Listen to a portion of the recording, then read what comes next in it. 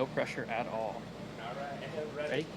All right. You were pretty evenly matched with Lauren for the first 3 holes, and then you went birdie. Was there anything that started working for you to kind of make you jump out to that 2-hole lead? No, I think I didn't really change anything about my game. Just try to hit good shots and play really well. She was playing really good too, so just trying to focus on myself and hit the shots that I needed to. Yeah. And then, you finished up 4 holes.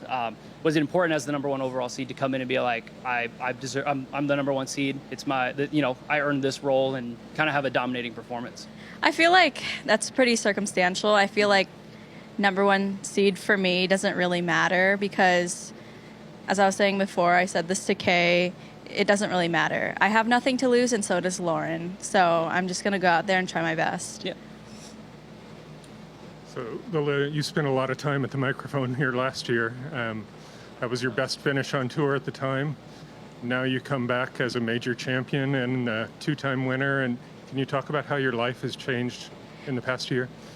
Yeah, I think it's just all mental. Just towards the end of the season last year, I was really upset with just not walking off with a win that season, even though I was playing really well. And then this year, I kind of came into the season with nothing, no pressure, and I just knew and had to trust that I was going to come out with a win this season, and it came out right at the gate. And then that's when I knew just playing free golf is when I play my best.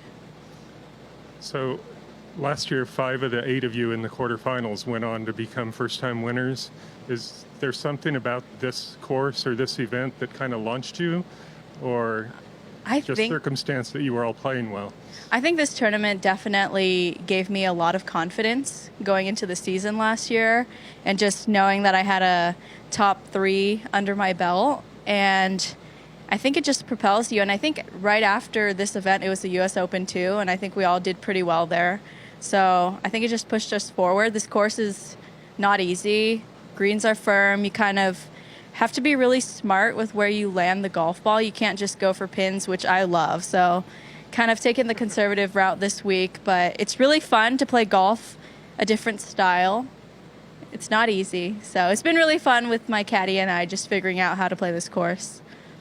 Can you talk about just personally, now that you're a major champion, all the time commitments that are required of you every time you show up at a tournament and doing stuff like this every week now? Yeah. I mean, it's been a learning process for me. I mean, last year it was learning what courses and tournaments fit my game and how many tournaments in a row. And this year it's just figuring out how to pace myself moving forward. It beats the alternative then. I'm sorry? It beats the alternative? Yeah. Not being a winner? Yeah. I think I told somebody, as much as it's tough because I'm an introvert, tough doing media, but I love winning way more, so I'll always have to do it anyways. I think you told me that. So I have this memory of you last year after the semifinals. You were in the parking lot, just completely exhausted. And are you mentally prepared to be in that same spot again this year? Yes, I am. I feel like I'm physically more fit this year anyways with my training on the road, and now I have a private physio, so it should be good to go. I feel like last year was just a great year for me to figure out what I needed, and then we squared that away really quick. Great. Thank you. Yeah. Just a couple more from me, but kind of looking at today's round, I think we saw on the broadcast when Lauren hit the water. Was that kind of, for you, kind of helping in terms of, when you think about what those last finishing holes are like for you? Would that kind of ease any kind of momentum or confidence that you had? The course is really tricky. Even when you hit the green, it's really not, you're not given the hole yet. So I think every time you get ahead of yourself and you think that you have a leg up on someone, you end up maybe even losing the hole. So I think just sticking to the game plan and just keep on trying to play my best. And your caddy, Cole, is a Las Vegas resident. I think this is a big week for him as well. What's it like having someone that's not exactly a local caddy, but definitely has that local expertise when it comes to Shadow Creek? Yeah, definitely some weight off my shoulders. Been hitting it super far this week because of the heat and elevation, and he just knew exactly about how far we were going to hit each shot and each club. So I think that gave me peace of mind. And yeah, we're having fun.